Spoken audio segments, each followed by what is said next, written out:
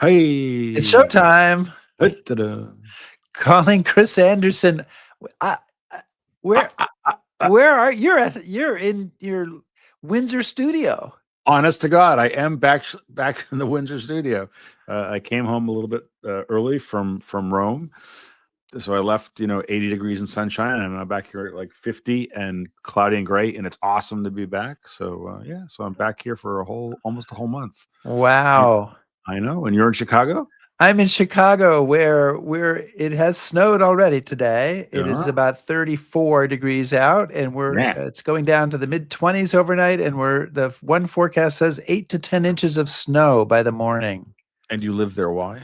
I love snow. I'm going to get my skis out, wax them up, have them all ready. Maybe I'll sleep in my ski outfit and hope Oh, for you're the gonna be snow like to a come. middle-aged man in Lycra, aren't you? Yeah, exactly. Oh, I'll take a sorry, picture. buddy. You can't unthink that. I'm I'll sorry. take a picture. Hey, welcome everybody to History Happy Hour, and thanks to Wait, Stephen Ambrose. What? Did I you're miss gonna have something? to take a picture because I think I smoked you in the fashion award. Oh, we'll get to that. We will get Oh, to okay, that. okay, good. But welcome everybody to History Happy Hour. Thanks to Stephen Ambrose Historical Tours for helping to bring you this show. Check out their rich offering of military history tours at stephenambrosetours.com. And whether you're watching live, watching on a replay, or listening on the HHH podcast, we're glad you're here. And today we'll be talking about the rescue of Denmark's Jews. But before we do that, Yes. I don't think I got a single vote. At least I wanted something. Chris Anderson is the fashion maven of History Happy Hour. There we go. The uncontested, unbeaten, untied world champion dresser. What do I win? You get to keep on hosting the show. Oh, goody. Yeah, congratulations. All And right, Chris, you also get to thank everybody who's a Patreon supporter. and I am honestly, I'm very, very thankful for them. Their support means a lot, keeps us going, and we really appreciate especially our top shelf patrons. Absolutely. And you can join this group or just become a supporter at any level by clicking on patreon.com/history happy hour. So Chris, do we have anybody in the audience? Yeah, we do. What do we got out there? Xavier's joined us from a nice sunny Spain, and fantastic. Harold Boltz from Hershey. Wally's back from Indiana. Susan Skelly from Bethany Beach. David LaGraves from Buffalo. Yeah. Oh, fantastic. Well, why don't we get going and give them a show? All right.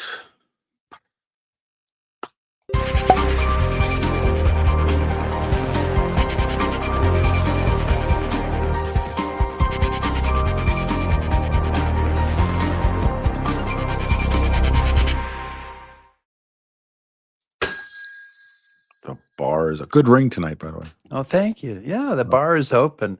In September 1943, the people of Denmark banded together to rescue nearly all of their Jewish citizens from a Nazi roundup by ferrying them to sanctuary in Sweden. Why were the Danes able to do what no other country could? Well, we're going to talk about that today with our guest, Tim Brady, who is the author of A Light in the Northern Sea, Denmark's incredible rescue of their Jewish citizens during World War II. Tim is an award-winning author. His previous books, 3 Ordinary Girls, His Father's Son, 12 Desperate Miles, and A Death in San Pietro, have received wide critical acclaim. Tim Brady, welcome to History Happy Hour. Thanks for having me. Yeah, it took a while, right? Because we tried to have you a few weeks ago. It didn't work out, but now you're here. You look great. You sound great. So don't change anything. Okay. Thank you very much. I'll do my best. And Chris, are you drinking a cocktail today? Do you have a cocktail? Edredor 12. Okay. Well, I've got some scotch as well. What kind? Port Charlotte, heavily peated. And I know Tim is got a was it a Diet Coke? You said Diet Coke. Diet Coke. Right. Well, so that one of us will still be sober at the end of the show, and so we're happy, Tim, that it's you. Thank you. The story to me really begins You may disagree, but I think it begins when Germany rolls into Denmark on April 9th, 1940, which is the same day that they attack Norway. So how does this play out? How do the Danes react? Sort of how does this story, which involves the German occupation of Denmark, how does it get started?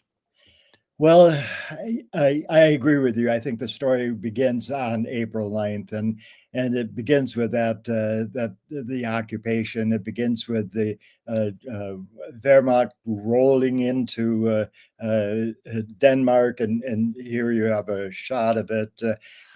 You can see the sort of I picked that photo for the sort of leisurely look of the German soldiers on that that weapon. I thought that sort of expressed the seriousness that they brought to bear in coming into Denmark. It was sort of a roll into the country, and the territory that they rolled into, the peninsula that runs from the German Denmark border in the south all the way up to the very tip of the peninsula across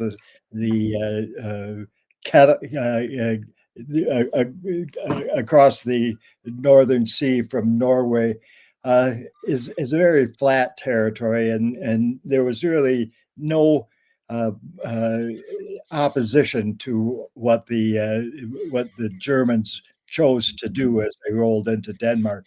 They also sent in troops. They sent a troop ship into Copenhagen, which is on the eastern side of Denmark, and parked it right in downtown Copenhagen at the Langelini Pier, and emptied the forces out of the troop ship and attacked the citadel, which guarded the Danish crown, with no problems whatsoever.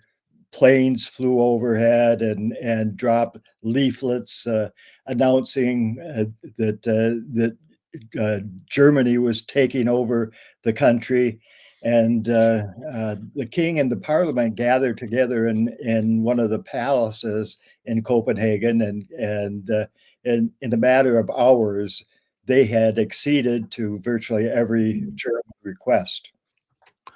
So Tim, you have a quote in here, and this is a message that, from what I understand, that the German occupiers were given this note before they go in. It says, "The Dane is freedom-loving and self-aware. He rejects every coercion and every subordination. He lacks a sense of military discipline and authority. In other words, spare the commander, don't shout. This fills him with reluctance and is ineffective. Inform and convince in a matter-of-fact way. Use a humorous tone as far as possible. Unnecessary sharpness must be avoided." That does not read to me like a typical, German welcome card. So could you? I thought that was quite a remarkable note that it was being passed around to German soldiers, but it sort of characterizes the German attitude towards what they were doing, and it kind of helps explain why Germany, which would subsequently prove to be less than harsh in its dealings with the Danes, both on an individual level and on a national level, what their attitude was. As far as the German Reich was concerned, it was about as mellow as it got, and it again, I thought it was quite remarkable that they were trying to sort of psychologically for their individual soldiers suggest ways to deal with the Danes. Well, I mean, I can kind of spinning off from that. Well, two questions really. One is, why was that? And the second one is, does the nature of the occupation change, or does it stay that way? It ultimately changes with many factors, but it begins with the Danes agreeing to all the stipulations that Germany asked of it at the beginning, but with at least one very strong counter request from the Danes to the Germans, and that was that you respect us, that you respect us as citizens, you respect our freedoms, and this was both a political request and a request for a diplomatic request, in the sense that the Germans who knew the Danes well said, if you want what you need from Denmark, which was and would continue to be its agricultural products and some measure of industrial products, then you have to you have to give countenance to who they are as a people. So, so the Germans invade and it occupy. It's a mellow occupation. I love that idea. How many Jews are there in Denmark, and sort of what is their situation? Are they being treated in a mellow fashion by the Germans, or what's going on with them? There are approximately 8,000, just under 8,000 Jews in Denmark at the time of the occupation, and they were part of this agreement. And this is what is, I think, a unique set of circumstances. The Jews of Denmark were full citizens of the nation. They had been granted citizenship in 1814. And to the Danes, this was an important distinction. It was a hugely important distinction. As a democratic nation, if you were a citizen, if you were a Danish citizen, it was expected that you would be given full rights of citizenship, and they demanded this of the Germans. Now, there are qualifiers to this. The Danes themselves were not without their tinge of anti-Semitism, but in the government and the monarchy, both thought that this was an important distinction that must be made in any agreement with Germany. That the Germans must treat its citizens, including its Jewish citizens, with the full rights of that were in respect that would be granted to the rest of its Danish citizens. So, but I guess the figurehead in all of this, of course, is Christian X, and he is, when confronted with the question of the Jewish citizens, he says, "There is no Jewish question in the country. There is only my people. Or we have never considered ourselves inferior to the Jews. We have no such problems here." Is that his true sentiment, or because I mean, there's some apocryphal stories about him wearing stars and all this sort of stuff. It's a good question. I don't know the kindest view of Christian is that, yes, it was his true sentiment, and he showed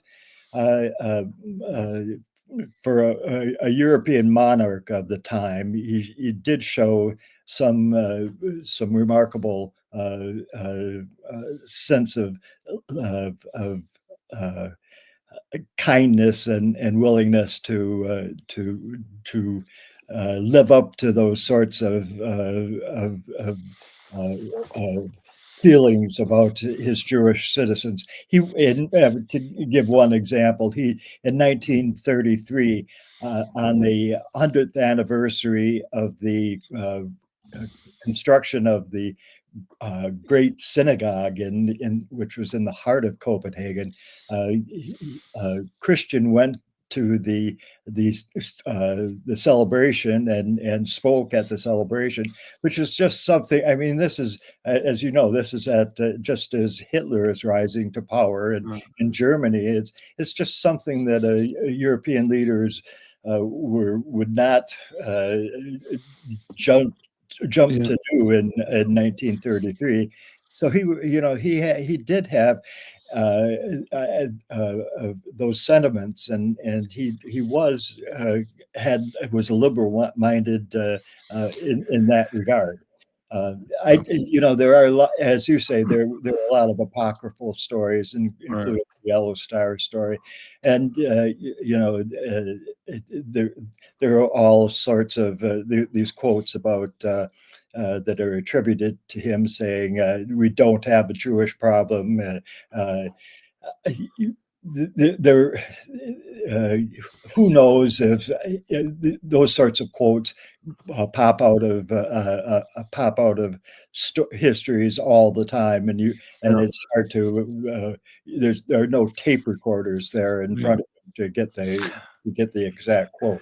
And we saw this in this picture. He did, in fact, ride through Copenhagen pretty much every day, right, on his horse by himself. He did. He was he was popular. He was the citizens of Denmark love him, and to this day he has this reputation of being a beloved figure. If you look at the historical record, there are more complexities to who he was and what he did, but as far as how he was viewed by the Danish people, I think it can be said that he was beloved, and that a lot of that came from his how he behaved during the war. He went out every day, as was suggested, and greeted the citizens. He was supposed to have. You see that salute in that picture. That was to Danish citizens when he passed German soldiers. So the stories would go, he would sort of ignore them, and there were more apocryphal stories about German soldiers saying, how can a monarch, your monarch, go through the city without a huge guard to protect him, and Danish citizens would say would say, he is, because he is our monarch. He doesn't need a guard. Yeah. So despite the benevolent occupation of their country, you do say that resistance starts to form. So I'd like to have you explain a little bit about how resistance rises up, and with an emphasis on Allsang. What is that, and what part does that play in sort of the burgeoning resistance movement? Well, that was one of the earliest movements of resistance. Allsang was just a sort of a spontaneous movement that arose early on in the occupation, and it should be, despite the fact that it was a somewhat benevolent occupation, it should be mentioned that the Danish citizens were still, at best, resentful of the fact that Germany had occupied the nation, and the mere presence of German soldiers was sort of affront to many Danish citizens, and they were, like most European nations, proud citizens, proud of their heritage, proud of who they were. They didn't like seeing Germans wandering around in the streets of Copenhagen, the streets of any town in Germany. So there was an almost immediate sense of increased patriotism, which was among other things, the crowds coming out for Christian as he rode his horse through the city. There was this sort of spontaneous bringing together of citizens and from communities large and small, and they would just gather in public areas and start singing Danish songs, and this arose in the summer of 42 after the occupation began in the spring, and it just became sort of a national movement that eventually evolved into this situation where the national radio companies brought together a group of all sang people, all sang citizens to record and sing their patriotic songs for a national recording that was picked up on the radio, Danish radio, and broadcast all across the country. So the early years of occupation, I mean, Denmark is occupied for 3 years, and Yeah. and they have their own government, right? They Yeah. haven't had to get rid of their government. They've got their king, they've got their parliament, okay, and then They even had their army and navy, if I might add. wow. Okay. So the Germans are treating them very delicately. And things start to change a little bit in 1943 with something called the telegram crisis. So what is the telegram crisis, and how does that change the tone of what's going on in Denmark? That was actually in 42, but it 42. Okay. it was a precursor to what was to happen in 43.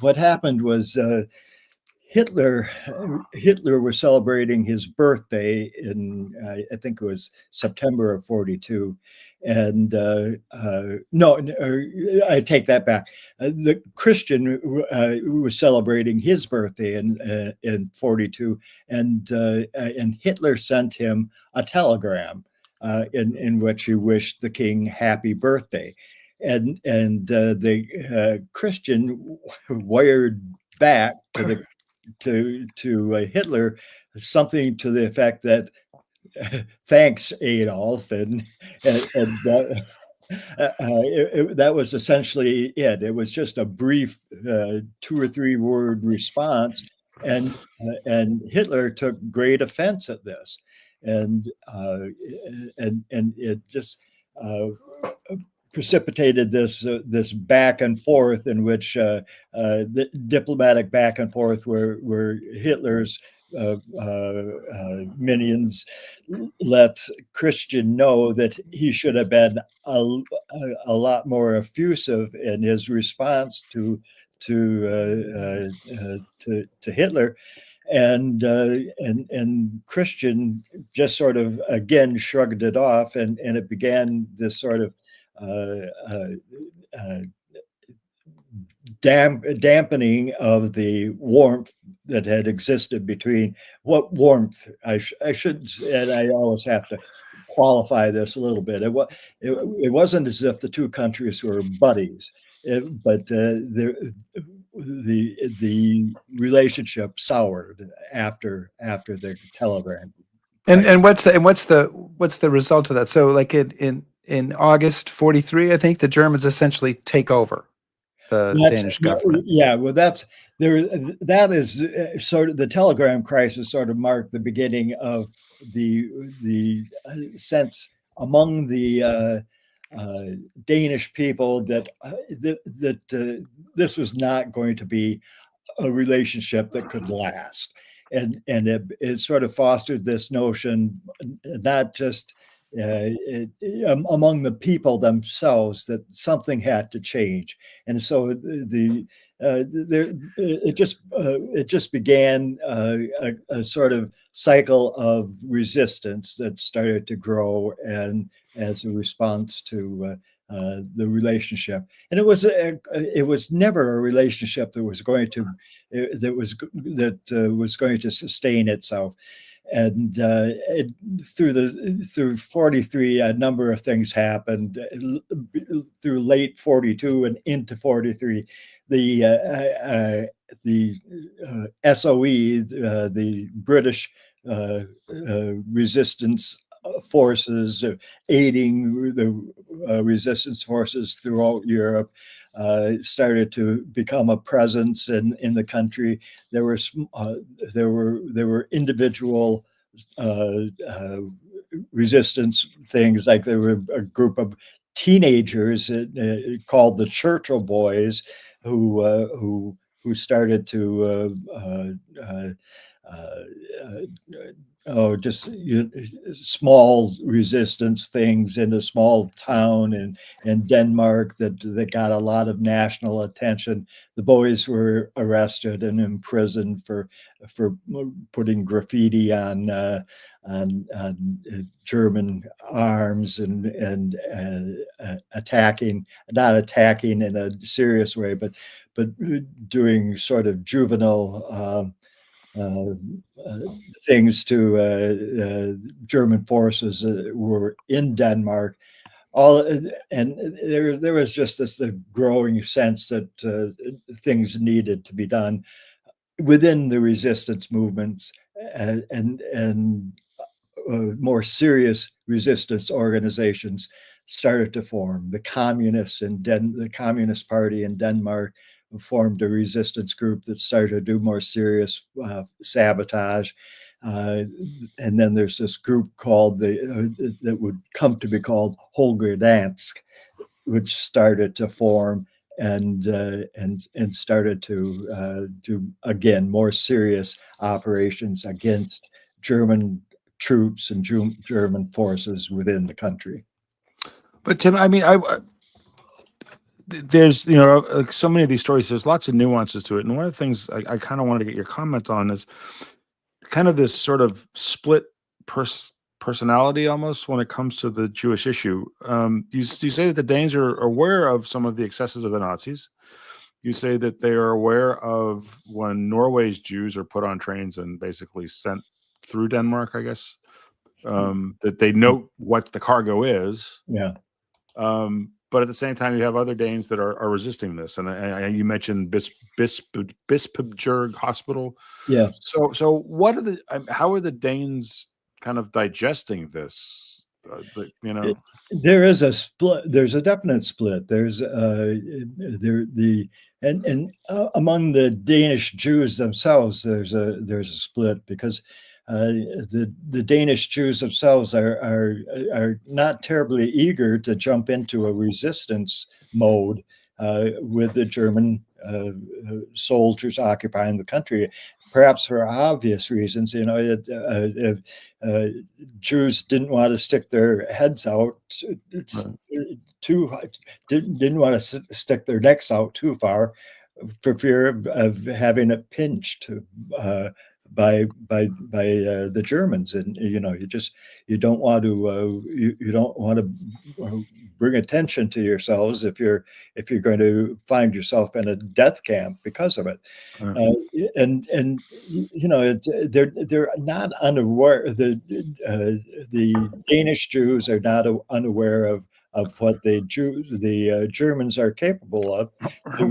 They've certainly been witness to a Kristallnacht and other German deprivations, and are by 1942 they're starting to hear stories of the death camps, and so it's a question of how do we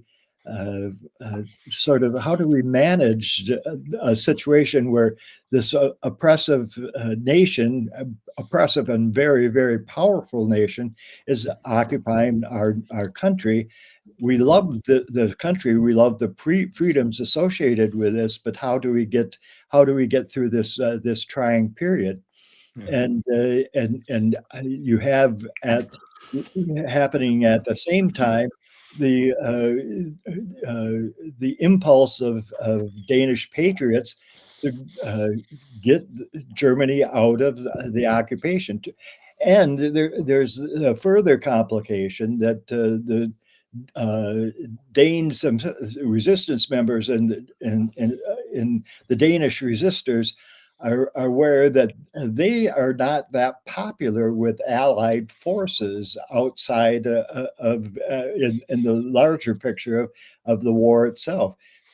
Denmark is seen by many of the Allies as providing Germany comfort and food and agriculture for their war effort, and so there's this another eye is keeping track of what's happening in the war at large, but I'll get to this in a moment, but by late summer of 1943, it's coming to be understood by the resistors in Denmark that Germany is not doing so well anymore, and that with the Eastern Front being turned back, and with the Western Front pushing up through Italy, the resistors in Denmark are saying, the Allies might actually win this war. What are they going to say when they asked, what did Denmark do to help us? And so there's this question of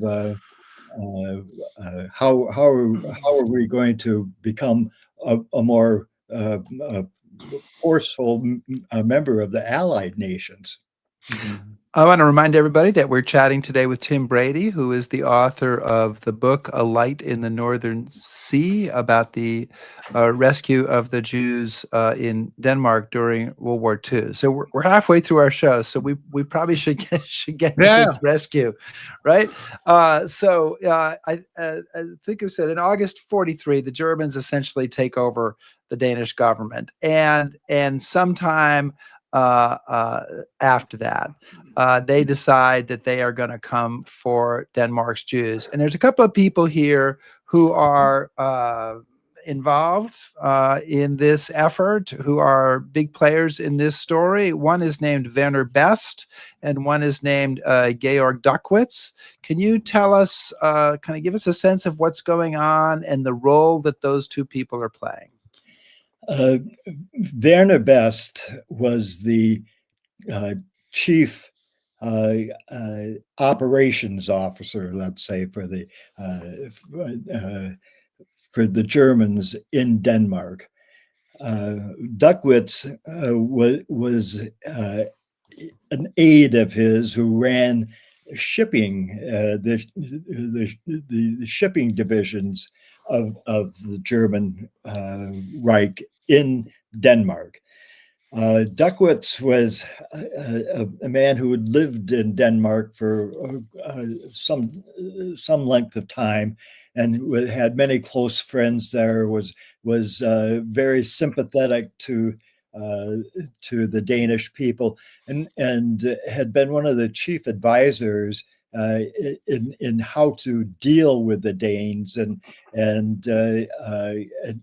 how it would be necessary for the Germans, if they wanted everything they needed from the Danish people, how to treat them, and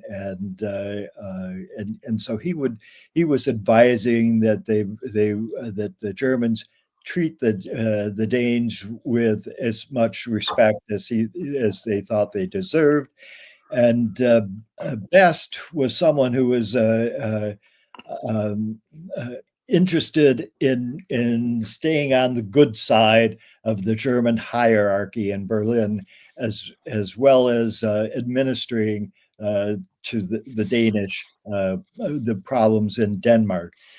When in August 43, as the resistance in Denmark became more pronounced and more effective, and included sabotage, like blowing up a large exhibition hall in Copenhagen, and which prompted the sense in Berlin that something had to be done. Best was called back to Berlin to have the riot act read to him, and was told essentially, things have got to change. We can't allow this problem, which of course in the in the interpretation of Hitler and the leaders of the Reich, had much to do with the Jewish problem of Denmark. He was essentially told, Best was essentially told, get your act together, get Denmark's act together, and was sent back to Copenhagen to do just that. His response was essentially, okay, we're good. This is the time for the crackdown is now. We have to rectify this this problem, which by rectifying it, we mean rounding up the Jews and finally, ultimately getting rid of the Jewish population. Duckwitz, the shipping guy, the guy who had been serving as sort of an ally of the liberal forces that were maintaining the status quo for the Jewish population in Denmark, tried to help matters for the Jews by going to Jewish political leaders and democratic socialist leaders that he was friends with and acquainted with to advise them that this was happening. Chris? Oh, I'm sorry. You guys froze up for a second. Oh, okay. So Tim, so the Germans, they decide they're gonna finally do something about this quote unquote problem. They pick a date, and what's their plan? How are they going to do this? Basically, they increase the amount of Gestapo into Denmark. They send them more Gestapo forces. They get they're going to round up the Jews basically by bringing in more forces and doing a sweep. And they've already done preliminary work, such as going to Jewish communities, going to the great synagogue, getting lists of Jews from the synagogue, stealing them, just breaking in and pilfering information about the Jewish community and Copenhagen. And it should be noted that the primary number of Jews in Denmark was centered in Copenhagen. And so by going to the great synagogue and in Denmark, they were getting a pretty comprehensive list of Danish Jews. And the plan is that it's going to be like a lightning operation, right? They're trying to round them all up. Yeah. And things are going to get a little even more muddled here, because there's a question now, and Best and Duckwitz are sort of at the center of it. The question becomes how serious and how important is the roundup to Germany and Berlin. And this is a historical question that is still argued. The effort made by the Germans to round up the Danish Jews begins in earnest. It begins with this a lightning, just as you suggest, a lightning quick roundup of the Jewish people. They go to they go door to door basically and start collecting people and taking them to. I mentioned the Langelinie Pier before. There a couple of ships are brought into large ships are brought into Copenhagen harbor. There's already been established a a German camp in Denmark, something of a concentration camp in Denmark that has collected communists and some of the early Jewish leaders of the community who've already been arrested after the initial crackdown on Jews. And they're marched down to the pier in Copenhagen and put on these one or two of these large ships that have pulled into Langelinie Pier. There are trucks that are driving through the streets of Copenhagen, gathering up the Jews from community. There's a senior home that is in particular a source of elderly Jews and Jewish families, and they're going door to door. At the same time, the Jewish community is sending out the alarms, and the great synagogue on the evening of Rosh Hashanah, which is when the eve of Rosh Hashanah, which is when word gets out to the Jewish community. Word spreads from the service that this is happening, and Jewish families, Jewish citizens are again, they're just as the roundup is going door to door, they are going door to door. Individual Jews to alert their brethren that this is happening, and the advice is to get out of Copenhagen, get out of your homes, and start heading towards safety. So safety in this case would be Sweden. And you can see on the map here that Sweden is right across the water, not terribly far from Denmark, 50, 75, 80 miles away. But Sweden is wary of taking in Jews. So what changes their mind? What convinces Sweden to say, okay, you can come here?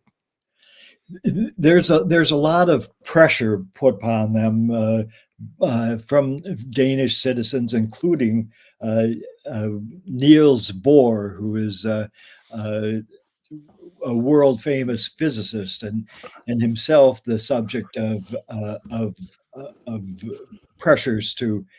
He is the son of a Jewish mother, and he was not a practicing Jew himself, but he was considered himself a member of the Jewish community, and as I said, he was a world famous physicist. And in fact, along with Einstein, he was probably the world famous physicist, and he was a guy who was wanted by the Allied community and the German community because of his knowledge and the brilliance that he could bring to projects that both were interested in, namely the construction of a nuclear bomb. And the Allies had contacted him early in 1943, asking him to consider coming out and heading towards England, where he could become part of the process of constructing that bomb. And so he had been gotten in touch with and was considering leaving the country for a while, hesitated to do so until the pressures became too much to bear, and as the resistance grew, as the crackdown on the resistance began, he finally found himself in an untenable position and knew that he had to leave, and so he headed to Sweden himself, really at a last hour, and went, but knew that he had to do something for his Jewish community. And so when he finally got to Sweden, he went to see the leaders of the Swedish government, and implored them to accept the Danish refugees. Okay, so now we know that the Germans have decided to take the action. We know that the Jewish community is kind of aware of this, but it's one thing to know you have to get out. It's a much bigger thing to figure out how you're going to do that. And again, Right. one of the things that's so impressive in the book is how quickly this rescue effort comes about, is organized. And so how is it, who comes up with this idea to put them on boats and send them to Sweden? I know, because how does it all come together so quickly? right, because it almost feels like it happens right under the Germans' noses, like it's the plot of some ridiculous movie, that this is it, that they're able to pull this off. It is. It struck me immediately when I started to research this how remarkable those circumstances are. You just don't see this sort of thing in history. It's just. And this is I think the story of the Danish people and their heroics and their sort of collective willingness to put themselves in harm's way to aid a people. This was it came sort of in an unorganized fashion, but unorganized, but somehow collective, in the sense that the Danish people as a collective body were aimed in this direction. I'm being cautious in what I say here, because I don't want to suggest that every Dane was a part of this movement, but there were enough Danes who decided they needed to do something to help the Jews, their Jewish population, escape, that it came to fruition that this happened. And it happened in a remarkably short period of time. And it was I try to highlight a few of the stories that impressed me most deeply. And one family that I highlight throughout the book is the Keeler family. And one of the reasons that I do is because they just provide such a moral center for what was, in my estimation, for what was good about these efforts. This is Jürgen Keeler, who was the oldest boy, a medical student at the University of Copenhagen, and he became sort of the center of a group of. He ultimately became a part of the Holger Dansk movement, which I don't know if we'll have time to talk about, but he lived in an apartment with two sisters, Elsebeth and Bente, and a brother, and the four of them lived together, and they started to work to gather money, raise funds, organize, collect Jews. I mean, what you had to do, you needed money to pay for the passage. You needed to find out where the Jewish community was, and you need to get a means to take the Jews from Copenhagen across the strait to Sweden. So you needed fishing boats, you needed or boats of any kind. You needed transportation. You needed to pay for the transportation. You needed to find places to hide out prior to going, hide out when in preparation for the trip itself, meaning in like warehouses down by the docks. You needed all of this sort of organization, and yet somehow they were able to do this. And it should be mentioned too. Chris, I think you had mentioned Bispeberg Hospital, which was the hospitals in Copenhagen, and the medical community in Denmark at large was very vital to this. There was this that particular hospital helped steer hundreds of Jews out of the country. They hid them out. Nursing communities within the hospital allowed them to stay in their nursing dormitories. They did things like they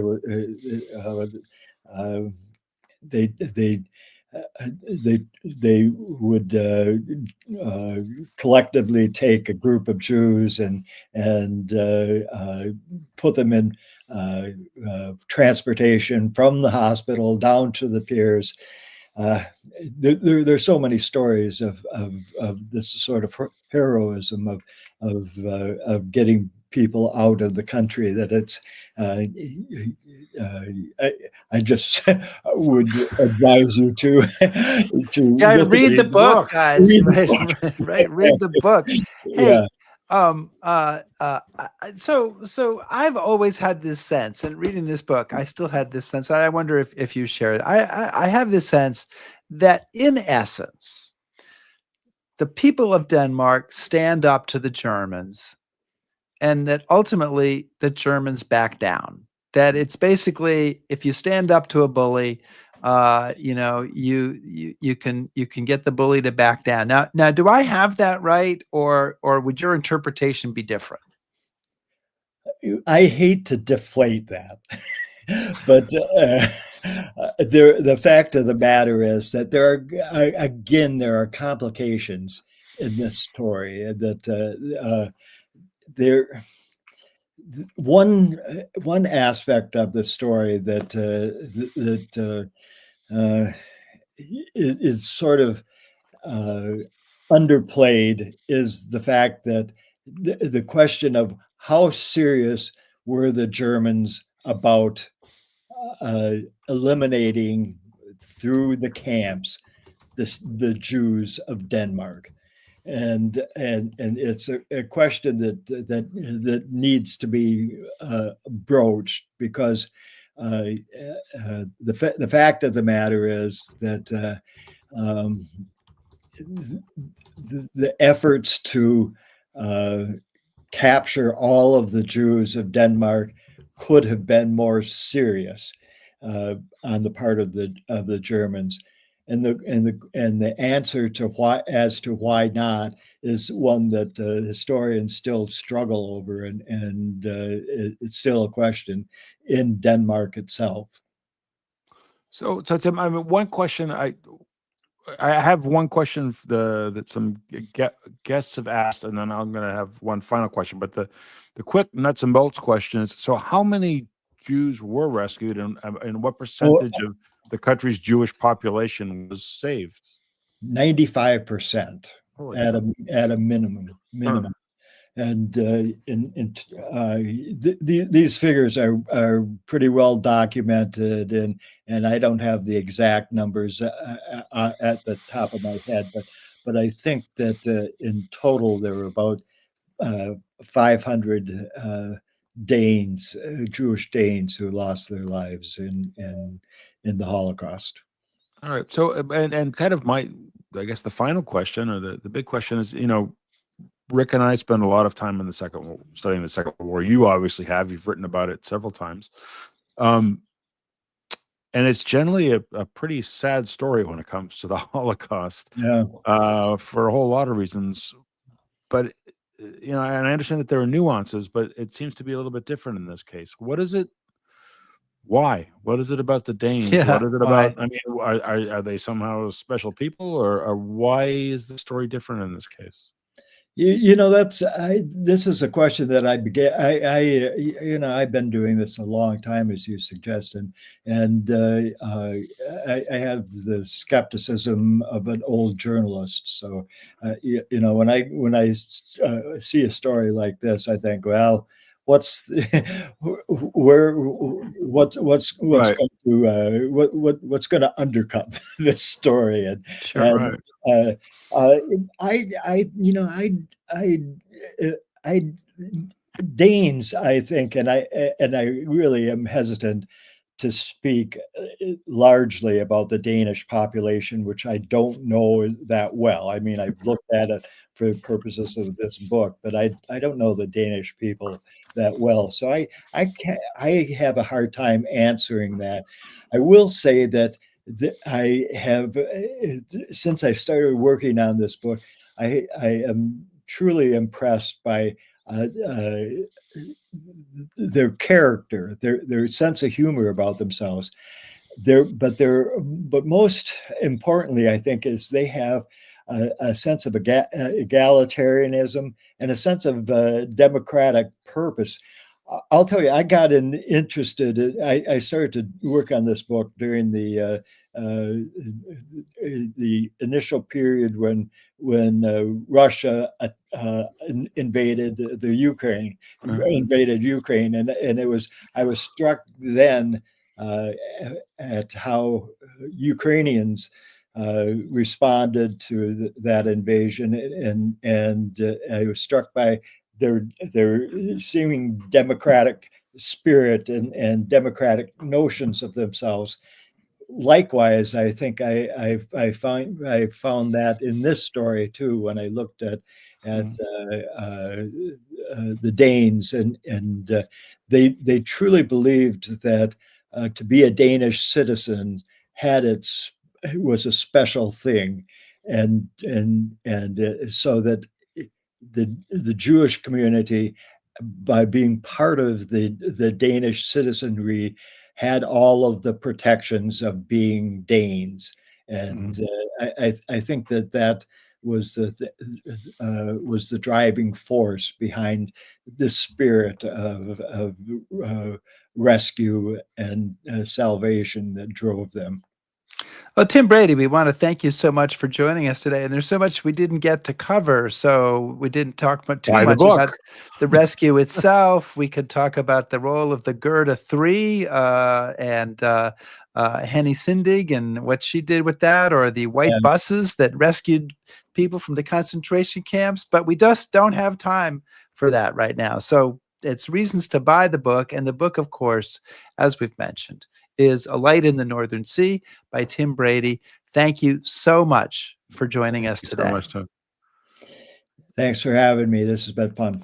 Excellent. Thank you, sir. Okay, so we are going to continue with World War II Wow. And next and week. live again, huh? Live again. We'll Oh. both be in the same places. At this point, yeah. I assume you're not headed off for some personal Unless there's some surprise trip. somewhere. Yeah. You should talk to your wife and make sure Yeah. that she doesn't have plans for next weekend in New Zealand. But next week will be World War II, but on the other side of the globe, because we're going to bring back John McManus, and we're going to talk about the second book in his trilogy about the U.S. Army in the Pacific. And this one is called Island of Inferno, or Island Infernos. Excuse me. Not Island of Infernos, which would be like a James Bond movie. But Island Infernos, 1944, the U.S. Army in the Pacific. So looking forward to that. John's always a great guest. We can find out, John's doing a podcast now with Kevin Hemel. We can That's find what I out, heard.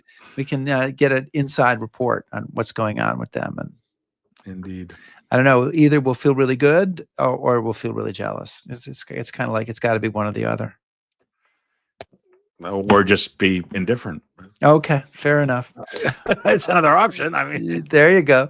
Thanks everybody for joining us today. Please subscribe to us on YouTube, follow us on Facebook, shout at us on Blue Sky, listen to our podcast, back us on Patreon, and please browse historyhappyhour.com.